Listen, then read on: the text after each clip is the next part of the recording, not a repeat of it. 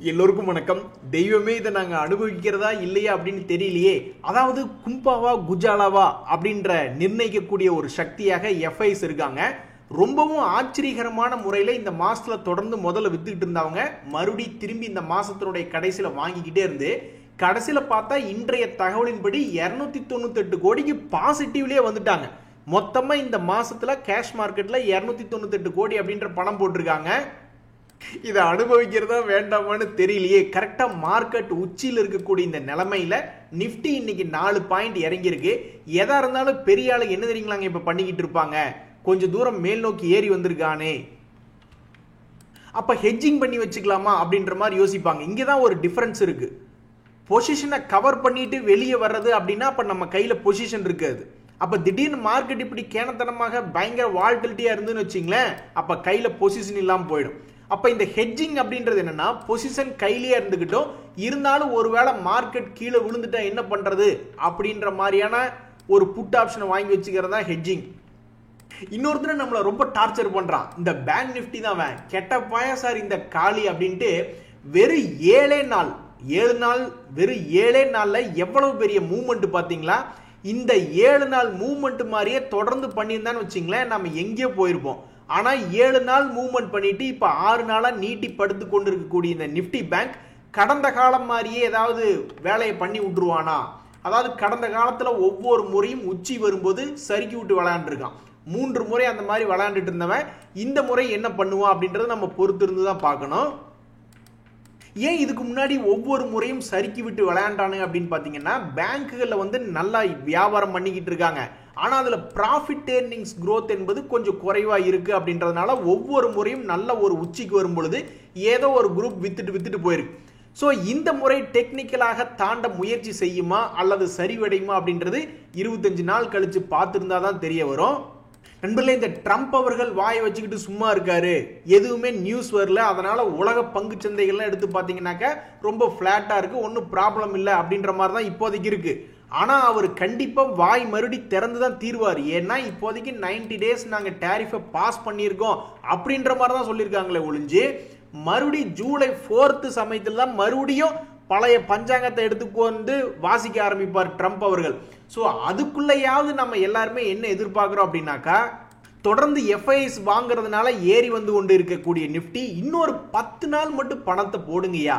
ஏன்னா மே மாசத்துல திடீர்னு எவனாவது ஒருத்தர் வந்து கோந்துக்கிட்டு செல் ஆன் மே அண்ட் கோ அவே அப்படின்லாம் பழைய பஞ்சாங்கத்தில் இருக்குன்னு எவனாவது ஒருத்தர் ஏதோ ஒன்று எடுத்து வச்சு பேசக்கூடிய நேரத்தில் இப்ப 10 நாளா வாங்கிக்கிட்டு இருக்கீங்களா, இன்னொரு 10 நாள் மட்டும் கூடுதலா வாங்கி பழைய ஹை மட்டும் கொண்டு வந்து விட்டீங்கன்னாக்கா உங்களுக்கு கோடி புண்ணியம் அப்படின்ற மாதிரி தான் நிறைய பேர் நினைச்சிட்டு இருக்காங்க.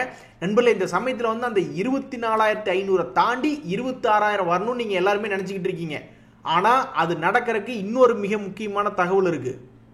இந்தியாவுடைய வளர்ச்சி எப்படி இருக்கு அப்படின்னு நிறைய பேர் ஜிடிபி வகையில பார்த்துக்கிட்டு இருப்பாங்க. அதே மாதிரி இன்ஃபிளேஷன் குறைஞ்சு அதுவும் வளர்ச்சிக்கு உதவுதா அப்படின்ற மாதிரிலாம் பார்த்து கொண்டு இருக்கக்கூடிய நேரத்தில் இந்தியாவுடைய இண்டஸ்ட்ரியல் growth அப்படின்றது மார்ச் மாசத்துக்கு 3% வளர்ச்சியாக முடிவு வந்துள்ளது. ஆனா இப்படி வந்துள்ள வளர்ச்சி ஒன்னும் பெருசா உதவி செய்யல. போன மாசம் பிப்ரவரி மாசம் 2.7% growth இருந்தது. இந்த மாசத்தை எடுத்து பார்த்தோம்னா மார்ச் மாசத்துல 3% growth இருக்கு அப்படின்னு இது ஒரு சுமாரான தகவலா தான் இருக்கு. மார்க்கெட்டுக்கு பெரிய அளவுல ஹெல்ப் பண்ணல. இப்படியும் எவனாவது ஒருத்தர் வேலை செய்வானா? இருங்க, அந்த மாதிரி வேலை செஞ்சவங்களை ஆள விட்டு தூக்குறோம் அப்படின்ற மாதிரி ஸ்டாஃபுக்கு எகெயின்ஸ்டாக நாங்க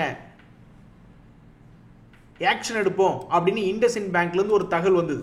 இதை ஒட்டி என்ன ஆச்சு திடீர்னு பார்த்தோம்னாக்கா, இந்த டெபுட்டி சீஃப் எக்ஸிகியூட்டிவ் ஆபீசரா இருக்கக்கூடிய மிஸ்டர் அருண் குரானா அவர்கள் திடீர்னு ராஜினாமா அப்படின்றது பண்றார். அவருடைய ரெசிக்னேஷன்ல சொல்றார், இந்த மாதிரி இன்கரெக்ட் அக்கவுண்டிங்னால பல பிரச்சனைகள் ஆயிடுச்சு, இந்த சமயத்தில் நான் ரிசைன் பண்றேன் உடனடியாக அப்படின்ற மாதிரி தகவல் வருது. நண்பர்களே, இந்த மாதிரி நடவடிக்கைகள் எடுக்கும் பொழுதுதான் எந்த ஒரு விஷயத்திலையும் எந்த ஒரு கம்பெனி மேலேயும் இன்வெஸ்டருக்கு முதலீட்டாளர்களுக்கு ஒரு நம்பிக்கை வரும். சரி, ஓகே, ஒரு தப்பு நடந்தது, அதை கண்டுபிடிச்சிட்டாங்க, அந்த ஸ்டாஃபையும் ஆள் விட்டு தூக்குறோம், ஆக்ஷன் எடுக்கிறோம் அப்படின்ற மாதிரி நிறைய பேருக்கு நம்பிக்கை வரும். இந்த சமயத்தில் இன்னும் ஒரு மிக முக்கியமான நம்பிக்கை, இன்னும் ஒரு முக்கியமான தகவல் என்ன வர வேண்டியது இருக்கு அப்படின்னு பார்த்தோம்னாக்கா, இந்த இண்டஸ்இண்ட் பேங்க்னுடைய Q4 ரிசல்ட் வர வேண்டியது இருக்கு. அதை தான் நிறைய பேர் ஆவலா எதிர்பார்த்துக்கிட்டு இருக்காங்க. தற்போதைய நிலைமையில என்ன நடந்திருக்குன்னா, பிரச்சனைகள் வருது அப்படின்னு பப்ளிக்கு தெரிஞ்ச உடனே இந்த ஸ்டாக் மிகப்பெரிய ஒரு வீழ்ச்சி. அந்த வீழ்ச்சி ஆனதுக்கு அப்புறம் கிட்டத்தட்ட 2 மாசமாக இந்த கம்பெனி என்ன பண்ணிக்கிட்டு இருக்காங்க அப்படின்னு பார்த்துக்கிட்டே இருந்தாங்க. 2 மாசத்தினுடைய முடிவில் இந்த மாதிரி நாங்க வந்து ஒரு செப்பரேட் ஆடிட்டை வச்சு பார்த்துக்கிட்டு இருக்கோம் அப்படின்ற ஒரு தகவல் வந்து அவங்களும் ஒரு சில இன்ஃபர்மேஷன் கொடுத்த உடனே டக்குன்னு இந்த ஷேர் மிகப்பெரிய அளவில் ஒரு வளர்ச்சி அடைஞ்சிருச்சு. அதுக்கப்புறம் இப்போ கடைசா எல்லா இன்வெஸ்டிகேஷனும் கம்ப்ளீட் ஆகி நாங்கள் ஸ்டாஃப் மேலே இனிமேல் நாங்கள் ஆக்ஷன் எடுப்போம் அப்படின்னு சொன்னதுக்கப்புறம் இனி இந்த பங்கு என்ன பண்ணும், தொடர்ந்து மேல் நோக்கி ஏறுமா இல்லை தொடர்ந்து கீழே வருமா அப்படின்றத பொறுத்து இருந்தால் பார்க்கணும். ஆனால் மிக முக்கியமான சென்டர் பாயிண்ட்ல இருக்கான். 2 மாசம் கழிச்சு பார்த்தா எந்த பக்கம் இருப்பான்னே தெரிய வராது. சில பேர் மேலே ஏறணும்னு காத்துக்கிட்டு இருப்பாங்க. அவங்களுக்கு லக்கடிக்க போகுதா ஒரு 200 ரூபாய்க்கு மேலே ஏறி, அல்லது மறுபடி கீழே வரட்டும் கொஞ்சம் சாவகாசமா பார்ப்போம் அப்படின்னு சில பேர் ஸ்மார்ட் மணி கான்செப்ட்ல கொண்டுகிட்டு இருப்பாங்க. அவங்களுக்கு தகுந்த மாதிரி ஒரு 250 ரூபாய் இறங்க போகுதா, அடுத்த சில நாட்கள்ல இவன் என்ன பண்ண போறான் அப்படின்றது பொறுத்து இருந்து தான் பார்க்கணும்.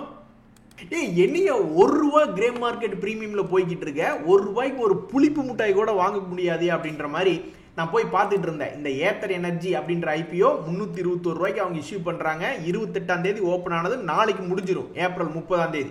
இந்த சமயத்தில் அதனுடைய சப்ஸ்கிரிப்ஷன் என்ன அப்படின்ற இன்ஃபர்மேஷன் எடுத்து பார்த்துக்கிட்டு இருந்தேன்.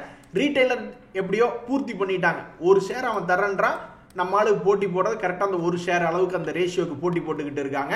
இந்த சமயத்தில் இதனுடைய கிரே மார்க்கெட் பிரீமியம் வெறும் 1 ரூபாயாக போய்கிட்டு இருக்கு. ஒரு காலத்துல கோயம்பேடுல இருந்து கிண்டி வரைக்கும் போனா கூட 1 ரூபா மேபி இருந்திருக்கலாம் பஸ் சார்ஜ் அப்படின்றது. ஆனா இந்த காலத்துல இந்த 1 ரூபாய் வச்சுக்கிட்டு என்ன பண்றது அப்படின்ற மாதிரி பல்வேறு முதலீட்டாளர்கள் ஏமாற்றமா பார்த்துக்கிட்டு இருக்காங்க. இப்படி ஒரு ஐபிஓ ரொம்ப காலம் கழிச்சு வந்தது, அதுவும் 1 ரூபா கிரே மார்க்கெட் பிரீமியம் காட்டுறான். ஆனா போங்க அப்படின்னு மனசு வெறுத்துட்டாங்க. யோ பிலிப்ஸ் நீ ரொம்ப ஓவரா ஆடிக்கிட்டு இருக்கிய அப்படின்ற மாதிரி இன்னமும் நம்மளுடைய ஸ்டாக் மார்க்கெட்ல ஓவரா ஆடிக்கொண்டு இருக்கக்கூடிய சில பங்குகள் இருக்கு. அதாவது இந்த பிஜி எலக்ட்ரோ பிளாஸ்ட் அப்படின்ற பங்கு பெருசா கீழ் நோக்கி இறங்கி வரவே இல்லை. இவன் எந்த செக்டர்ல இருக்கான்னா எலக்ட்ரானிக்ஸ் மேனுஃபேக்சரிங் செக்டர்ல இருக்கான். இவனுடைய ஸ்டாக் பி என்பது எடுத்து பார்த்தாலும் 117 இருக்கான். இண்டஸ்ட்ரி பியோட கம்பேர் பண்ணி பார்க்கல ஆல்மோஸ்ட் டபுள் த லெவல்ல இருக்கான். இந்த மாதிரி பிரீமியமா இருக்கக்கூடிய பங்குகள் ரொம்ப செலவு தான். ஒரு காலத்துல அதானி குரூப் இந்த மாதிரி தான் ஓவரா ஆடிக்கிட்டு இருந்தாங்க. 100 பிஇ 200 பிஇ 300 பிஇ அப்படின்னு ஆடிக்கிட்டு இருந்தாங்க. அப்புறம் ஹிண்டன்பர்க்னு ஒன்று வந்து அடி வெளுத்து விட்டாங்க.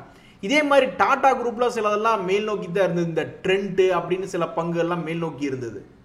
அதுக்கப்புறம் அதையும் அடிச்சு துவச்சு கீழே இறக்கியிருக்காங்க. இருந்தாலும் அவன் இன்னுமே 125 பிஇல தான் ஆடிக்கிட்டு இருக்கான். ஆனா ஸ்டாக் விலையெல்லாம் பாருங்க, கிட்டத்தட்ட 8000 ரூபாய் இருந்தவன் 5000 ரூபாயில வந்து ஆடிக்கிட்டு இருக்கு. இந்த மாதிரி எத்தனையோ செக்டர்களுக்கு எத்தனையோ குரூப்புகளுக்கு இந்த மாதிரி ஓவர் ஆடிக்கிட்டு இருக்கான்னு சொல்லி பாயாசம் உளுந்து பல்வேறு பங்குகள் கீழ் நோக்கி வந்துட்டான். இருந்தாலும் இந்த எலக்ட்ரானிக்ஸ் மேனுஃபேக்சரிங் செக்டர் இன்னுமே பிரீமியமா தான் ஆடிக்கிட்டு இருக்காங்க. அப்படி இருக்கக்கூடிய இந்த பிஜி எலக்ட்ரோ பிளாஸ்ட் அப்படின்ற கம்பெனியில் என்ன ஒரு தகவல்னா, அவன் 50 டேஸ் மூவிங் ஆவரேஜ் கிட்ட கரெக்டா வந்து நின்றுட்டு இருக்கான். அதனுடைய சமீபத்திய ஹை 1000 ரூபாய், சமீபத்தினுடைய லோ 700 ரூபாய். அப்ப இனி இவன் வரக்கூடிய நாட்களில் என்ன பண்ண போறான் அப்படின்னு நிறைய பேர் பார்த்துக்கிட்டு இருக்காங்க. நிறைய கம்பெனிகளுடைய ரிசல்ட் சீசன்ல பியூஸ் புடுங்கி விட்ட மாதிரி இந்த ஓப்ராய் ரியாலிட்டி அப்படின்றவங்க இப்ப அவங்களுடைய குவார்டர்லி ரிசல்ட் கொடுத்துருக்காங்க. கொஞ்சம் ஷாக்கிங்காக தான் இருக்கு. இதனால இந்த கம்பெனி ஒரு 4% இறங்கி இருக்கு. அப்படி என்ன ஒரு ஷாக்கிங்கான ரிசல்ட் கொடுத்துருக்காங்க அப்படின்னா, அவங்களுடைய லாபம் என்பது நல்லா ஏறிக்கொண்டே வந்துட்டு இருந்தது. அவங்களுடைய சேல்ஸும் நல்லா ஏறிக்கொண்டே வந்துகிட்டு இருந்தது. அவங்களுடைய லாபம் என்பது ஒரு கட்டத்தில் 788 கோடியெல்லாம் லாபம் பண்ண மாதிரி ஏறிக்கிட்டே வந்திருக்கான். இப்ப என்ன ஆயிருக்கு அப்படின்னு பாத்தீங்கன்னா, போன வருஷத்தினுடைய மார்ச் 2024 சேல்ஸை கம்பேர் பண்ணாலும் இந்த குவார்டர்ல கம்மியா இருக்கு. அதே மாதிரி போன வருஷத்துல 788 கோடியெல்லாம் லாபம் பண்ணியிருக்கான். இப்ப போய் எடுத்து பார்த்தா வெறும் 433 கோடி தான். அது போன வருஷத்தும் விடவும் கம்மி, போன குவார்டர் விடவும் கம்மி. என்னையா உங்களுடைய வளர்ச்சியெல்லாம் காலாவதி பண்ணி உட்கார வச்சிருக்கீங்க. ஆனா லேண்டினுடைய விலை மட்டும் எவனுமே இப்படி இறங்கல. லேண்டினுடைய விலையெல்லாம் தொடர்ந்து உச்சத்தில் தான் இருக்கு. பட் நிறைய ரியல் எஸ்டேட் சம்பந்தப்பட்ட கம்பெனிகளுடைய ரிசல்ட் என்பது கொஞ்சம் சுமாரா காலாவதியா இருக்கு. அதாவது வளர்ச்சியிலே காமிச்சுக்கிட்டு இருந்தா இப்போ கொஞ்சம் கம்மியா இருக்கானுங்க. இந்த சென்ட்ரல் பேங்கை ட்ரேட் பண்ணக்கூடியவங்க அடடா எல்லாமே போச்சு அட போங்க அப்படின்ற மாதிரி மனசு நொந்து போய் கொண்டு வந்தாங்க. ஏன்னா அந்த பங்கு வந்து 52 வீக் லோல இருக்கு. அது மட்டும் இல்லாம அவனுடைய உச்சம் என்பது ஆல்மோஸ்ட் 70 ரூபாய். 70 ரூபாய் எங்க, 37 ரூபாய் எங்க. ஆனா அவங்களுக்கு இந்த Q4 ரிசல்ட்ல சில தகவல்கள் அப்படின்றது இந்த பேங்க் வெளியிட்டு இருக்கு. அதாவது போன குவார்டர்களை விடவும் லாபம் என்பது அதிகமா பண்ணி 1106 கோடி அப்படின்னு பண்ணியிருக்காங்க. இதை விடவும் இன்னொரு முக்கியமான தகவல் என்னன்னா, லேசா எஃப்ஐஎஸ் எட்டி பார்க்குறாங்க அந்த பங்குல. இதுக்கு முன்னாடி பெருசா இன்வெஸ்ட்மெண்ட்டே பண்ணல. பட் இந்த மார்ச் குவார்டர்னுடைய ரிசல்ட்ல அவங்க 1.27% அவங்களுடைய ஹோல்டிங் என்பது தகவலா வந்திருக்கு. அதெல்லாம் சரிதான், நீ பழைய ஹை வந்தா கூட போதுமே அப்படின்ற மாதிரி தான் நிறைய பேர் நினைக்கிறாங்க. இப்படி யோசிச்சு பாருங்க நண்பர்களே, ஸ்டாக் மார்க்கெட்ல வந்து உங்களுக்கு தெரியாது இல்ல, ஒன்னா ஸ்டாக் மார்க்கெட்னுடைய பிரைஸ் இப்படி போய்கிட்டு இருப்பான், இல்லைன்னா இப்படி போய்கிட்டு இருப்பான், இல்லைன்னா நம்மளுடைய மனசு வேதனை பண்ற மாதிரி கீழே இப்படி போய்கிட்டு இருப்பான். அப்ப பெரிய சைடுவேஸா வச்சா பரவாயில்லையே, இந்த வருஷம் 2025 இருந்து 2026 வரும்பொழுதோ அல்லது 2026லயோ பெரிய சைடுவேஸா இருந்தா பரவாயில்லையே. ஒரு உதாரணத்துக்கு 35 ரூபா இருக்கான், திரும்பி அவனுடைய பழைய கை வந்ததுன்னா கூட எங்களுக்கு நிம்மதியா இருக்குமே அப்படின்ற மாதிரி நிறைய பேர் யோசிச்சுக்கிட்டு இருக்காங்க. வந்தா நல்லா தான் இருக்கும். பல பங்குகள் 50% கீழே விழுந்துட்டான், மறுபடி திருப்பி அவனுடைய பழைய கை போனாவே 100% வந்தா நல்லா தான் இருக்கும். இப்ப கூட சில பங்குகள் வந்திருக்கு, ஆனா 6000 பங்குகள் இருக்கு ஸ்டாக் மார்க்கெட்ல. 6000க்கு 6000 திரும்பி அந்த மாதிரி வந்தா தானே ஜாலியா இருக்கும். சில பேர் வர்றான் மசகான்டாக்கு, அவன் இவன் ஏகப்பட்ட பேர் வர்றாங்க, பட் அவங்களுடைய எண்ணிக்கை கம்மியா இருக்கு. நண்பர்களே, இந்த சமயத்துல மிக முக்கியமான தகவல் நம்ம பார்க்க போறோம். அதாவது செபியினுடைய தகவல். அவங்க என்ன சொல்றாங்கன்னா, இப்படி நீங்க ஒரு ஆர்டர் புக் பாக்குறீங்க, ஆர்டர் புக்ல பையர் இருப்பாங்க, செல்லர் இருப்பாங்க. இங்க ஒரு 99 ரூபாய் 80 பைசாக்கு நான் வாங்குறேன்னு ஒருத்தர் கொண்டு இருக்கா, இங்க 100 ரூபாய்க்கு ஒருத்தர் இருக்காங்கன்னா நிறைய பேர் மறைச்சு ட்ரேட் பண்ணிக்கிட்டு இருப்பாங்க. ஐஸ்பர்க் ஆர்டர்னு சொல்லுவாங்க. நான் ஒரு 1000 ஷேர் போடணும், 1000 ஷேர் நீங்க போட்டா ரேட்டை ஏத்தி விட்டுருவானுங்க, 100 ஷேர்னு ஆர்டர்ல காமிக்கணும், பின்னாடியே ஒரு 900 ஷேரை ஒளிச்சு வச்சு ஆர்டர் போடணும் அப்படின்ற மாதிரி குவான்டிட்டியை பிரேக் பண்ணி ஆர்டர் போடுறவங்களா இருப்பாங்க. ஏன்னா வெளியே தெரிஞ்சதுன்னா ரேட்டை ஏத்தி விட்டுருவாங்க. சில பேர் இதை அப்படியே ஆப்போசிட்டா பண்றானுங்க, ஏமாத்துறாங்க. அதுக்கு பேர் தான் செபி என்ன சொல்றாங்க அப்படின்னா ஸ்பூஃபிங் அப்படின்றாங்க. ஸோ அவனுக்கு என்ன பண்றானுங்க அப்படின்னு நீங்க பாத்தீங்கன்னாக்கா, திடீர்னு ஒரு 10,000 குவான்டிட்டி ஆர்டர் போடுற மாதிரி இந்த பக்கம் அந்த ஆர்டர் தெரியறது, அந்த குவான்டிட்டி தெரியணும், அதனுடைய பிரைஸும் தெரியணும். இந்த பக்கம் ஒரு சின்ன ஆர்டர் அதுக்கு ஆப்போசிட்டா அதுக்கு மேட்சிங் ஆகிற மாதிரி ஒரு சின்ன ஆர்டரை போட்டுட்டு டக்குன்னு அந்த ஆர்டரை டெலீட் பண்ணி விட்டுறது.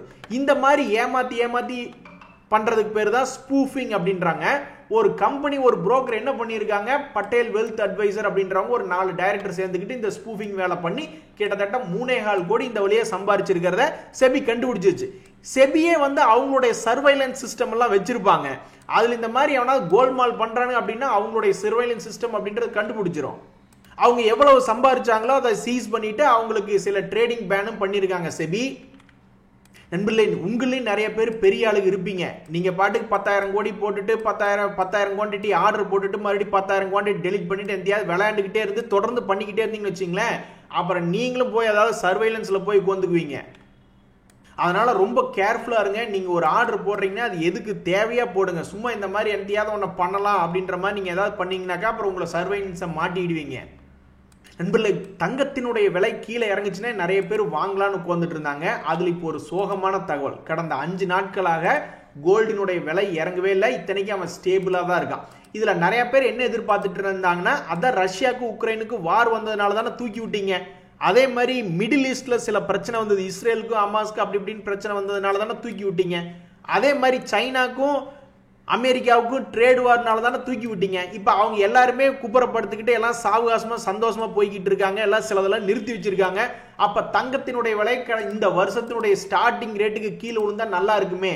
அதாவது 10 கிராம் தங்கத்தினுடைய விலை 70,000 ரூபாய் இருந்தது, இப்ப அதனுடைய விலை 99,480 இருக்கு. அப்ப எல்லா பிரச்சனையும் காரணம் காமிச்சு தானே ஏத்துனீங்க.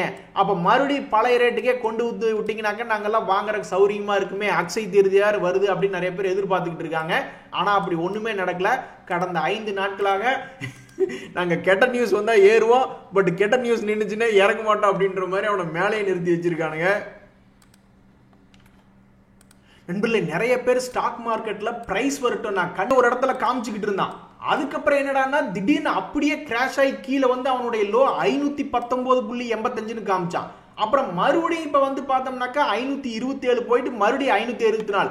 ஸோ இப்படி ட்ரேட் ஆகிட்டு இருக்கும்போது நீங்க எப்படி அப்புறம் பார்த்துக்கலாம், பிரைஸை பார்த்துட்டு கண்ணுல பார்த்துட்டு பண்ணலாம் அப்படின்னு நீங்க மேனேஜரோட உட்காந்து மீட்டிங் பண்ணிக்கிட்டு இருப்பீங்க. கடைசியில் நீங்க போயிட்டு வந்ததுக்கு அப்புறம் அந்த பிரைஸ்னுடைய பிளக்சுவேஷன்ல நீங்க மேலே பார்ப்பீங்க, கீழே பார்ப்பீங்க, ஆனா அது எந்த நாள் வந்ததுனே தெரியாது. அதனால ஜிடிடி ஆர்டர்னு ஒரு டைப் இருக்கு, அதெல்லாம் நீங்க யூஸ் பண்ணீங்கன்னா தான் இது போன்ற சில பிளக்சுவேஷன்ஸை நீங்க பார்க்க முடியும். இந்த சமயத்துல வந்து லாஜிக் படி நீங்க ஸ்டாக் மார்க்கெட் இருக்குன்னு நினைச்சீங்கன்னா இருக்கவே இருக்காது. நண்பர்கள், இந்த சமயத்துல பல ட்ரேடர்கள் வந்து ரொம்ப ஏக்கமா இருக்காங்க. ஒரு உதாரணத்துக்கு இந்த ஐஆர்சிடிசி போன்ற பங்குகள்லாம் 50% இறங்கினா, 100% ஏறினா, மறுபடியும் 50% பக்கம் இறங்கி இருக்கா. அப்ப இவன்லாம் நீ அடுத்தது என்ன பண்ண போறான், ஏறு முகத்துல தொடர்ந்து ஏறுவானா, அல்லது வேற ஏதாவது மறுபடியும் இங்கிருந்து புதுசா கீழே இறங்கி அப்புறம் மறுபடியும் ஏறுவானா அப்படின்றது ஒண்ணுமே புரியாம பார்த்துக்கிட்டு இருக்காங்க. ஸோ அவங்க வேண்டிக்கிறதெல்லாம் ஏதாவது ஏறு முகத்துல ஏத்தி விடுவியா, அல்லது அதை உடச்சு கீழ் நோக்கி இறங்கி புது வாய்ப்புகள் தருவியா அப்படின்ற மாதிரி பார்த்துக்கிட்டு இருக்காங்க. நண்பர்களே, இன்றைய தகவல் அனைத்தும் உங்களுக்கு உதவியாக எனக்கு மகிழ்ச்சி தான். ரொம்ப நன்றி, வணக்கம்.